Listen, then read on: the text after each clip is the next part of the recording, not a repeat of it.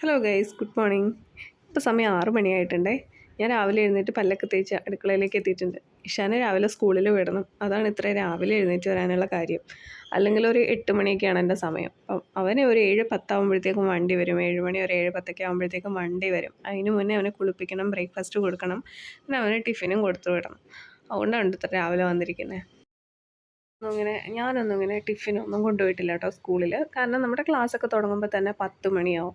അത് കഴിഞ്ഞാൽ പിന്നെ ഒരു ടിഫിൻ്റെ ആവശ്യമൊന്നുമില്ല, ലഞ്ച് കഴിച്ചാൽ മതി. സ്കൂളിലേക്ക് ലഞ്ചാണെങ്കിലും കൊണ്ടുപോകേണ്ട കാര്യമൊന്നും വന്നിട്ടില്ല. നമ്മുടെ സാധാ ഗവൺമെൻറ് സ്കൂളിൽ നമുക്ക് കഞ്ഞിയും പയറും ആയിരുന്നു നമ്മുടെ ആശ്രയം. അതൊക്കെ കഴിച്ചിട്ടുള്ളതുകൊണ്ട് നമുക്ക് ടിഫിൻ കൊണ്ടുപോകുക അല്ലെങ്കിൽ ലഞ്ച് കൊണ്ടുപോകുക ഇതൊന്നും സത്യത്തിൽ ജീവിതത്തിൽ എക്സ്പീരിയൻസ് ചെയ്തിട്ടുള്ളൊരു കാര്യമേ അല്ല കേട്ടോ.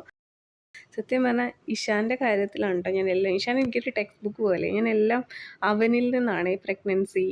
ഞാൻ ആ ഒരു ഗർഭിണികളെ അങ്ങനെ അടുത്ത് പരിചയമോ കണ്ടിട്ടോ അങ്ങനെയൊന്നുമില്ല. പ്രഗ്നൻസി എനിക്ക് അവനായിരുന്നു. എൻ്റെ എല്ലാ കാര്യങ്ങളും അവനെന്നെ പഠിപ്പിക്കുമായിരുന്നു. ശരിക്കും പറഞ്ഞിട്ടുണ്ടെങ്കിൽ അവനിൽ നിന്ന് പ്രഗ്നൻസി പഠിച്ചു, ഒരു ഡെലിവറി എക്സ്പീരിയൻസ് പഠിച്ചു, അംഗൻവാടിയിൽ പോകുന്നത് ആദ്യമായിട്ട് അത് അവനിൽ നിന്ന് പഠിച്ച്, ഇപ്പോൾ സ്കൂളിൽ പോകുന്ന ഇങ്ങനത്തെ ഓരോരോ കാര്യങ്ങൾ, ടിഫിൻ കൊണ്ടുപോകുന്നത്, അവൻ്റെ സ്കൂളിലെ ഓരോരോ വിശേഷങ്ങൾ അറിയുന്നത്, അതൊക്കെ എനിക്ക് അവനിൽ നിന്നുള്ളൊരു എക്സ്പീരിയൻസ് ആണ് കേട്ടോ.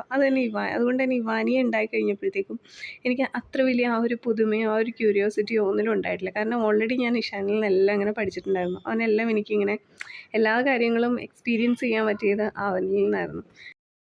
നമ്മളുടെ ഇവരുടെയും ലൈഫൊക്കെ തമ്മിൽ എത്ര വ്യത്യാസമാണല്ലേ ഉള്ളത്. ഞാനൊന്നും ഈ ഒരു പ്രായത്തിൽ 7 മണിയൊന്നും കണ്ടിട്ടേ ഇല്ല. ഇവരൊക്കെ ആണെങ്കിൽ 7 മണിയാകുമ്പോഴത്തേക്ക് സ്കൂൾ ബസ് വന്നിട്ടുണ്ടാവും. എത്ര രാവിലെ എഴുന്നേറ്റ് റെഡി ആവണം. പിന്നെ നമ്മൾക്കൊക്കെ എത്ര കാറ്റാണെങ്കിലും മഴയാണെങ്കിലും ഒക്കെ നമ്മൾ നടന്നിട്ട് സ്കൂളിൽ പോകുമായിരുന്നു. ഇപ്പോൾ ചെറിയൊരു കാറ്റും മഴയും വന്നിട്ടുണ്ടെങ്കിൽ അപ്പോൾ ഹോളിഡേ ആണ്.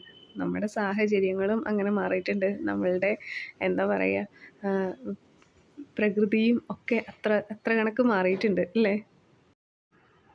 ഇഷാൻ്റെയൊക്കെ ഒരു ലൈഫ്, ആ ഒരു ജനറേഷൻ എന്ന് പറഞ്ഞാൽ തന്നെ അവർ ഇങ്ങനെ കോവിഡ് ടൈം ആയതുകൊണ്ട് തന്നെ ഒരു കൂട്ടിൽ ജനിച്ച് വളർന്ന് 3-3.5 വർഷം അങ്ങനെ ജീവിച്ച് അംഗൻവാടിയൊക്കെ സ്റ്റാർട്ട് ചെയ്തപ്പോഴത്തേക്കും പെട്ടെന്നൊരു കൂട്ടിൽ നിന്ന് തുറന്ന് വിട്ടൊരു ഫീലായിരുന്നു. അതുകൊണ്ട് തന്നെ അവന് സ്കൂളിൽ പോകാനൊക്കെ നല്ല ഇഷ്ടമാണ് കേട്ടോ.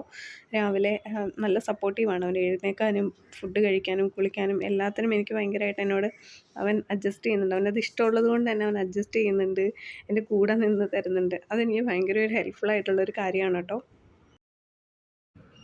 അങ്ങനെ എന്തായാലും ഞാൻ അവനെ റെഡിയാക്കി സ്കൂളിലേക്ക് വിടട്ടെ. എന്തായാലും എല്ലാവർക്കും ഹാവ് എ നൈസ് ഡേ.